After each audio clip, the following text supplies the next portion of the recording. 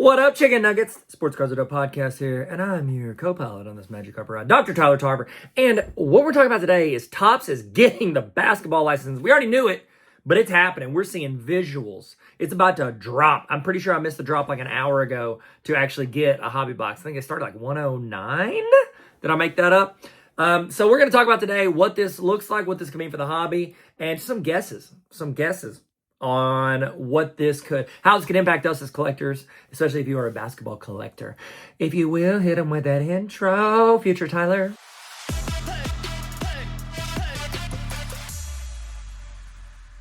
Okay, so let's break down what happened. Topps, owned by Fanatics. They bought it for like, what, $400 million or something a few years ago. I remember I was sitting in the gym working out. I was doing it was arm presses, not arm presses, like tricep workout. You know, we sit on the bench, you put your legs on the little bouncy ball thing, and you have, it's not a little bouncy ball, it's a big bouncy ball.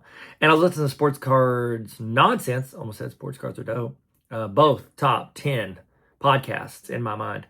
And Sports Cards Nonsense announced that, and I was like, this is awesome. I was listening to them talk about it. And Topps got bought out by Fanatics. Michael Rubin, owner of Fanatics, y'all know him. And they're now issuing NBA licensed cards. Now, here's the let me get you some more facts. I keep wanting to give my thoughts, give my little thoughts. I'm gonna pull the little Albus Dumbledore, pull the thoughts out and drop it in the pensive. So the first product they are dropping that is licensed with basketball is Topps Basketball. Their big things are first cards. They've got all Kings inserts, and then everybody gonna be chasing that Cooper Flagg, rookie autos.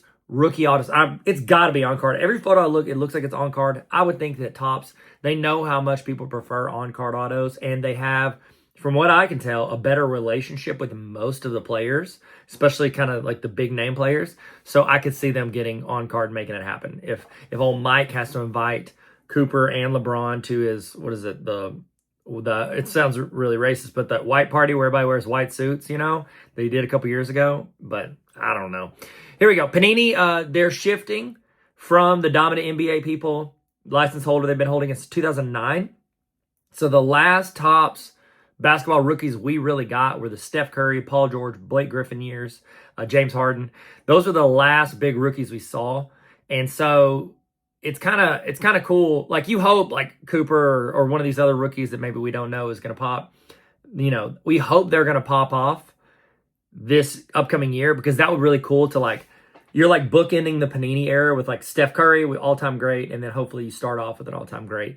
But Panini's had the license forever, so it's a big power shift, especially if you're a basketball card collector. And y'all correct me if I'm wrong, and I know I'm 100% biased, y'all. I'm so biased, but I think basketball is like the big market driver if you look at with regards to sports, because you know, like Pokemon TCG grades more than all sports combined. Yes, it does.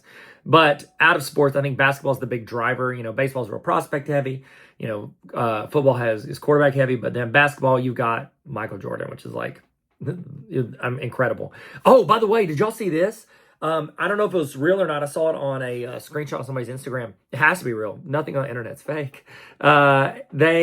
Somebody said, like, made a comment underneath a Topps post or a basketball post and said, when can we get, like, it'll be nice if they could get LeBron and MJ autos into this. I know why they can't, but it'd be really cool to have them, you know, because Upper Deck had both of them for a long time. Well, LeBron famously over the past year, he signed over his autograph licenses to Fanatics.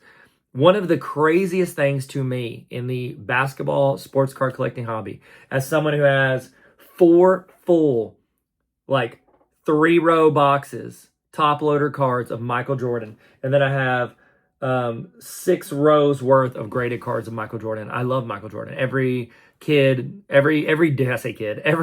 kid between the ages of like 35 and 45 was like borderline obsessed with MJ.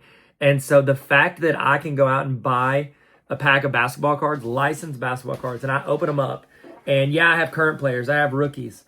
But then, you know, oh, look, there's Allen Iverson, there's Shaquille O'Neal, there's, you know, Penny Hardaway. I cannot open a Michael Jordan card, a licensed Michael Jordan card in how many, 20 years almost, like 10, 15 years. Absolutely insane. And in the comments, somebody said, I wish I had LeBron and Jordan. And then Topps, if this wasn't fake, Topps replied to that comment and said like something like, for now, or something's coming, it's coming. Like, We already know they got LeBron, so nothing's coming if it's about LeBron because we already know. But if they got MJ, oh my goodness, that would be, honestly, you guys, that would be the biggest announcement Topps can make this entire year. I know, like, the debut patches is cool.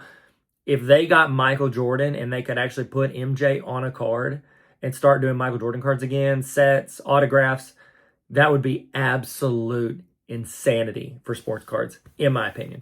Last thing on the sorry, I took a little tangent there. Collectors, I think it looks to me from the clips we're seeing, Topps is going to, yes, they're doing some new stuff, but they're really leaning into the nostalgia as well. And I don't blame them. Like, that's brand, like personal branding, or not personal branding, it's company branding, but branding is it's the most powerful tool in any type of marketing, selling, anything like that. People buy stuff from people that they trust or like.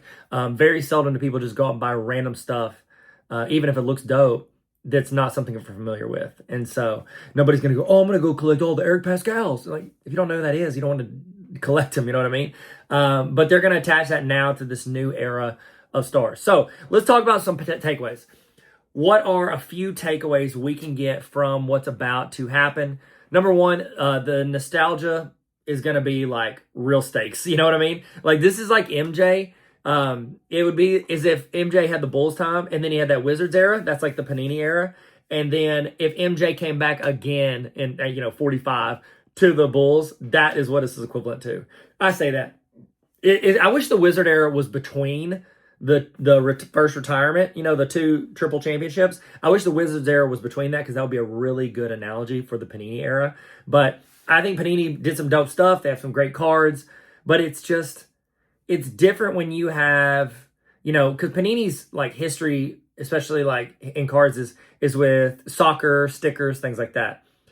Topps has a full, like, almost half-century history before they lost the licenses, and I think that is just, I personally love that because I collect, my biggest collect over the past couple years has been the Skybox EX credential set. Like, I want to see Skybox with licensed stuff on. Like, I would love to see the EX come back, not just for hockey, but for basketball. So I think you're playing into decades of history, and that nostalgia factor, especially for a lot of people my age, is going to be really cool. And they're going to be able to do it. Like, if you're watching on YouTube, I'll show you, like, this Topps Finest set, one of the coolest sets from the 90s. I have the whole set. It's in a pink Trapper Keeper binder with Velcro because it looks dope. It's awesome. It's got MJ. It's got all that stuff. It looks great. And then Topps tried to redo it here with this. And they had to Photoshop all these people. This does not look like Jordan Poole. They Photoshopped his whole, like, midsection there. And, like, the jersey looks weird. His arm doesn't even look real. Like, they were doing the best with what they had, but now we can still see actual, like, correctly proportioned athletes playing in their jerseys. Like, it makes a huge difference. It makes a huge difference. And so I'm excited about that, and I love watching, because one of the things I have said is a kudos to Fanatics is, with the stuff they've had, they bring in the nostalgia part with the Topps, but then they're also not afraid to try new things. And some of it hits, some of it misses. Like, I know that Topps Finest set with basketball was, like, universally not received well by most collectors. However, I bet you next year's set, when they redo it, is going to be dope. And it's going to change. Like, they tried it, got their feet wet, and they're like, ooh, learn from that. But now they don't have to worry about it. Their biggest issue there was it being not licensed and having to work around it. Now they're going to try to get that. And then once they have the license, then they have the same troubles as Panini had, which is, redemptions, on-card versus sticker, and then game use stuff. I think Topps, especially with Fanatics makes the jerseys that, like, we all, buy and stuff. I think their connections, they're going to be able to fix, not fully fix, but that percent where it was like 30% success rate for Panini with those things, I think you're going to see 70-ish% with Fanatics, Topps, all that. That's my opinion, but I just think they have a better connection to the leagues and the players. Okay, number 2, takeaway. I think competition. We had such a strong Panini era, and, like, cards kind of made a resurgence during that era. And I hope that competition raises the bar. I honestly wish everybody had licenses to do it. I wish everybody could I wish my guy Tyson Beck, he does the best job I've ever seen of anybody who can't put the team logo on there. You would not know this wasn't unlicensed unless you were, like, active collector looking at it. If you're looking on YouTube, I'm holding my Giannis game worn jersey auto that I bought from Tyson Beck recently. if you didn't know about like, oh, the license, all that, you wouldn't be looking for it. You couldn't tell. But most cards aren't like that. I think Topps did a good job with like the Wemby's and the LeBrons. They made it look pretty natural with the way they did it. Like Wemby's turned to the side. Like they did a good job with it. I don't know how Panini's going to roll with that. And honestly, I think where Panini is going to, the only way they're going to sell these boxes, in my opinion, is if they figure out how to do those case hits in a way that doesn't look like trash. Like hire Tyson Beck, hire an amazing designer artist who understands the frustrations of collectors and can build those downtowns, those what is it? Home field advantages. Those don't sell that great compared to the rest, but downtowns, kabooms, get those done in a way to where they still look dope, but you can't show like, Philadelphia 76ers jersey on it, but you still make it look dope so that people still want to chase them. If you can make them look good, Panini, people are still going to buy them, because that is honestly a huge thing for the hobby. People love those downtowns and kabooms. I know that as somebody who the first ever pack of Optic football I opened in my life, I bought it at Barnes & Noble. I bought it, opened it, and I got a Trevor Lawrence downtown, and half the internet thought I rigged it because I ripped the top of it like as the thing was counting down, and you can see like just where I'd ripped the top, then I ripped the rest of it on camera because the TikTok does a countdown. So I'm gonna just, you know what? I'm just gonna give you a little like peek behind the curtain, because I don't think I've explained this on a podcast. I pulled a Trevor Lawrence downtown. A lot of people thought I faked it because the top was ripped. Here's what happened. I record most of my first drafts for short videos in TikTok and save them as drafts. I was recording my face and I was saying, hey, I just got these Optic, I think they were hangers. I got these Optic hangers from Barnes & Noble. I'm about to open them up. I'm going to open one and then sell one for what I bought it for on Drip. I was doing a collab with Drip. They're like, whatnot. And I filmed myself, and then you stop filming. And then I set it up on like a little stand to hold my phone, and that way I can open the pack. And sometimes those packs get hard to open and you're wasting time, because used to I had to keep every video under a minute if it was a short. Now I can up to like 1.5 to 3 minutes, depending on if I wanted to auto post to Facebook. And so I'm sitting there and it's counting down from 10 seconds and I'm holding the pack, and I was like, just holding it. It was fully sealed. Promise you with all my heart, it's fully sealed. And then I'm like, it was like around 4 or 5 seconds, like, oh, I could just like rip the top. So I bent the top and just kind of like cut it a little. And then I put the pack over. The countdown ended. I ripped it the rest of the way and opened it. Got a Trevor Lawrence downtown, which is apparently not super common, if you will. And it was a rookie too, by the way, a rookie downtown. And people thought, because they saw that rip, half the comments were like, oh, it was open for, he planted, oh, he's breakers. I'm not a breaker. They were like, they did this, he planted it. And my response, because it was great for the algorithm, because they were commenting, so I would just respond and I'd say, bet you $1,000 I didn't. And so nobody ever took me up on the offer. Anyways, I think if they can figure out how to do those case hits in a way that still looks good, I think they can still compete. Not all their cards are going to have value, because a lot of them are going to look not good, just because they're not going to be able to hire enough people to make every single player and every single card look dope. However, I mean, Upper Deck, they've still got a spot. Like you go on there, Upper Deck, they redid their Metal Universe stuff.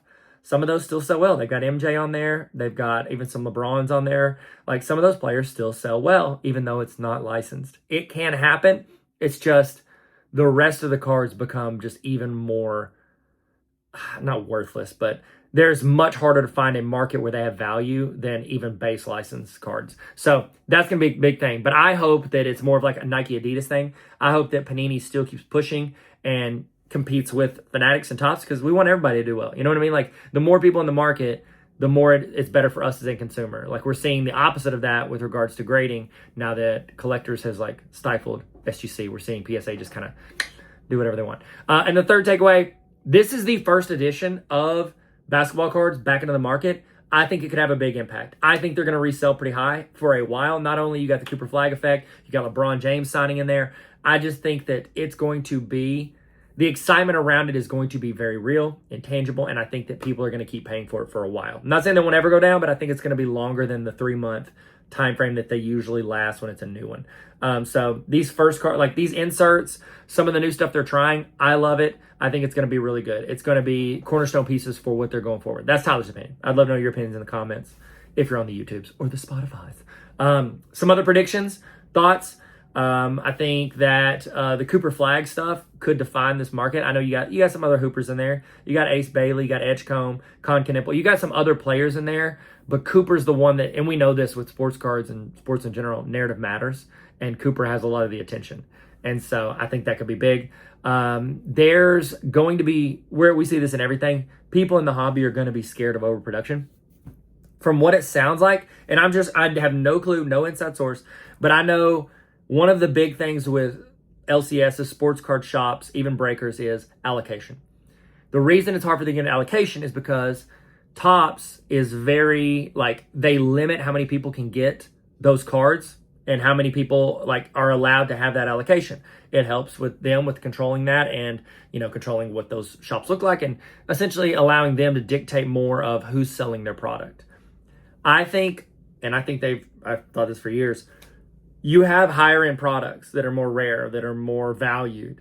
And then you have lower end stuff that's more available so that you don't have to do what I did when I got back into the hobby, and that's stop at every Target and Walmart across the country that you were around, spend time getting out of your car, driving, take the exit, get out of the car, walk in, look, and seeing an empty shelf of cards because I could not buy a pack of cards unless I want to pay double retail online. I think they should have enough product where it's stocked, and you might still get a hit or two out of that, but it's a much less of a chance than if you went and did a hobby box at your LCS. And again, this is not new. Panini's been doing this for a while. Topps has been doing this for a while. But I think that they just need to regulate the stuff that's valuable and make sure we keep it valuable by keeping it a little more rare. And I say not even rare, because pop counts change. You look at stuff from 2016, 2017, the pop count was way lower on those hits, like Silver Prisms, than it is now. But that's because, and the price is still high, and it's not because there's less Patrick Mahomes than there are Joe Burrow. They printed more of the Joe Burrow Prism Silvers because there is a more demand. It's supply and demand. They can still print more, and it doesn't mean the value goes down as long as the demand keeps going up.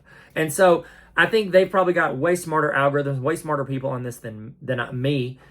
So I just hope those smart people are very careful about regulating the amount they're putting out of some of these case hits, some of these more rare stuff, and some of these rookie cards that people are going to be spending big money on, and so it doesn't flood the market like we got with the Zion Prism rookies, base rookies, like where it's just like 30, 40, 50,000 of them being graded, and they drop once people realize, oh, there's way more. They were basing those prices on prices from a few years before when there was less print, but they did not factor in the lack of demand for that level of increase. And so hopefully they can figure out those algorithms and make it to where it's the right amount of increase in correlation with the demand increase. That's what I'm hoping. So long term, I think this could bring in more people. I really do think it could bring in more people to the hobby because when I got back into it, I'm collecting MJ stuff because I love Michael Jordan as a kid. I had Michael Jordan cards. It's what got me back into collecting because I found my old MJ binder.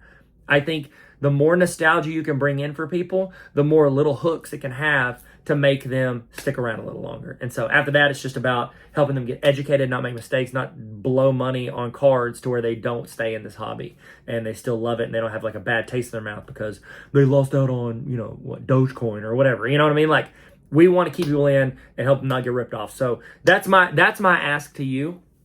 If you have any friends that get back into this because they saw these cards or Topps has it. I remember I clicked Topps when I was a kid. Whatever it is, try to educate them on like advice for spending their money, like whether it's kind of laying out what breaks are or hobby box versus retail, like whatever it is. Try to lay that out for them so that we don't have more people come in, get burned, and bounce. We want more collectors in this hobby because it makes all your cards worth more, and also that's more people to talk to about it. You could start your podcast like I did. Hey, this is a podcast. I don't know why I'm doing this voice. I'm gonna stop doing that. All right, that's it. That's all I got for today. What are your thoughts on Topps and them getting the licensure full on? Like, it's rolling. We seeing images, y'all. Are you gonna buy in? Are you gonna wait? What are your thoughts? Let me know in the comments. Love to hear it. Thank you guys so much. I genuinely appreciate any moment you spend listening to this podcast. Thank you so much. Y'all be good, stay sweet, and never stop collecting. Sports cards are dope. Sorry.